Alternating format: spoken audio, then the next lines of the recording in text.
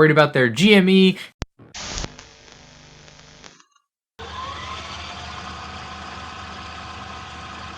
When you go into a LEGO Star Wars channel, you will occasionally hear them bring up the 2002 wave. And that's the one with the Star Destroyer, Jedi Bob, the new clones, LAAT gunships, etc. To them, that is their sliced bread. But ad nauseum, you will hear them talk about the 2005 wave, which of course is the best thing since sliced bread. You will see them look up in the sky with misty nostalgia, and then start talking about the good old days back when they went to Blockbuster or Toys R Us to get their new Star Wars fix.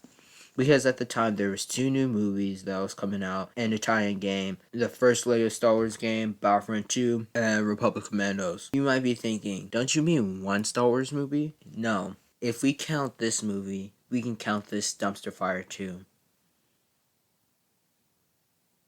It looks so ugly. Hindsight is always 2020, and 2020 sucks, just like these sets. I can say without a shout, all of it is just overrated nostalgia.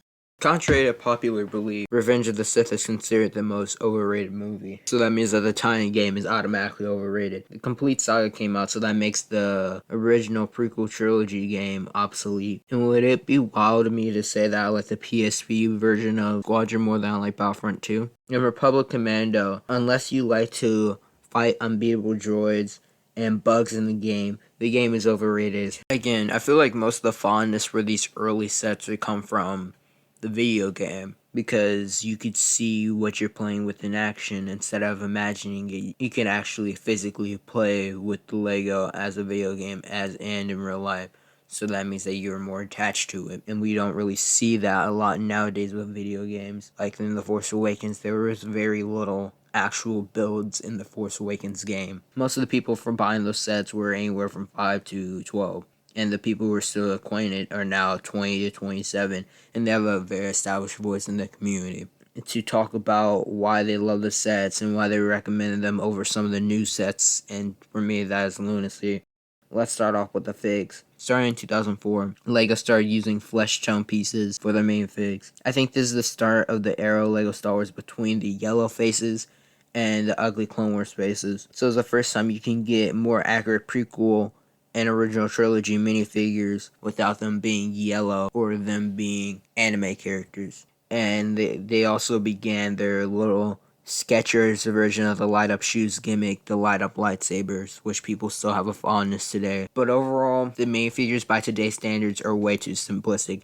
Anakin looks like he's wearing a mop. Grievous looks like he's the skeleton in Miss Frizzle's classroom. Tarful looks like the dog from Secret Life of Pets. And the rest of the Jedi are just Lego City characters in bathrobes. The only one that I can say is passable is Obi-Wan. But he still has a semblance to that weird guy who either works or lives at GameStop. But where the most offensive part comes from is the clone troopers. If you think that these clones are any better than the new ones, then I'm sorry, we can't be friends in this life. Even the new File First Trooper, who has been criticized for being too much of a mix between Clone Wars and prequel trilogies, is 10 times better. But to give LEGO credit, they are more closer looking to the Stormtrooper helmets.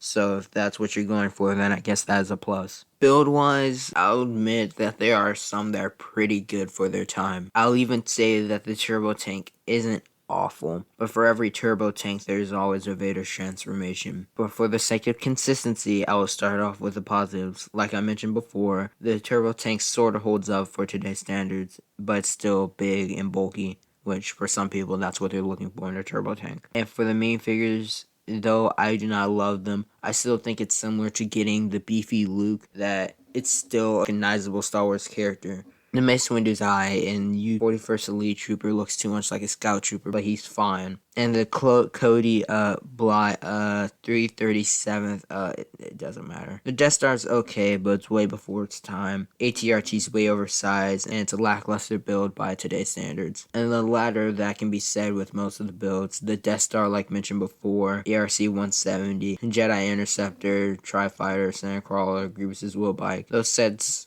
are pretty good for the time, but by today's standards, there's way better sets that are just released 5 years ago that you do not have to go all the way back just to get those builds. But honestly, I feel like the bad sets way outweigh the mediocre or even pretty good sets. I don't understand why Star Wars toys at the time had the ties so blue.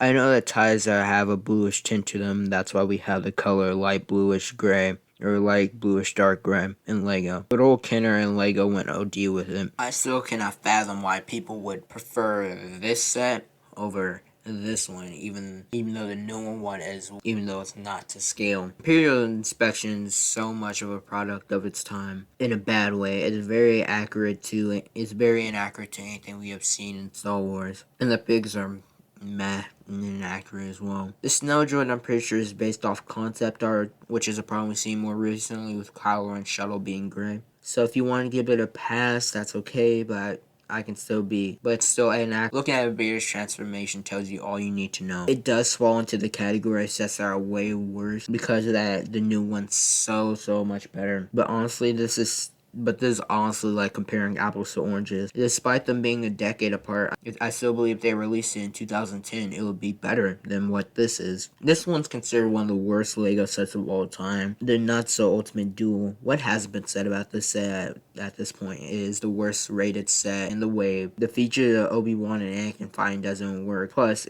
it's from a random scene. It's not the high ground or the scene where they're fighting over lava or them twirling their lightsabers for no reason. Say what you will about the newer one, but at least we know what it is.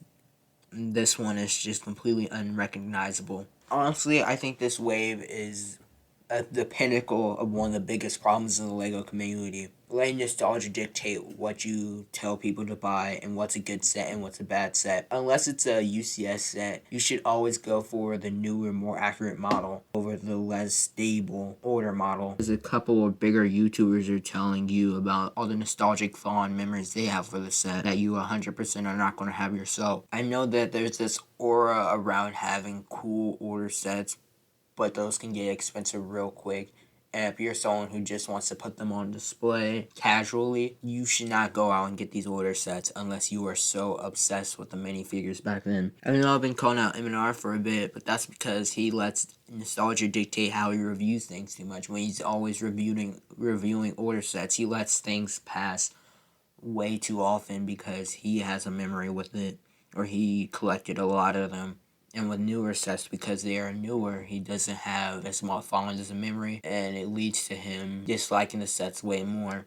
The better set to me, and this is obviously going to be very nostalgia filled, is the 2005 version. As much as I hate how finicky and weird some of it is, it's all part of the charm, right? Like it's just something about it, right? That's just so beautiful. The box art Falcon to me is my personal favorite Falcon, and might just always be. I mean, as much as I really like the design of the new one, it does look a little bit wonky. I think you can make that argument. Second best figure set, and nostalgia almost wants me to say the 2006 version. It's a little bit tough for me. I want to pick the 20th anniversary one, I really do, but those kill me. So, 2006, baby, nostalgia train hype. But that being said, the 2005 version is just so cool to me. I remember this came out with the original episode 3 wave in 2005. I remember getting it, and it was just a fun one to build, and I remember even trying to speed build this and build it as fast as I could back in the day. Like, a lot of fond memories of that one. So, that one's going to beat out the new 2019 version a lot. And the biggest we can see this is in his comparison videos, more especially his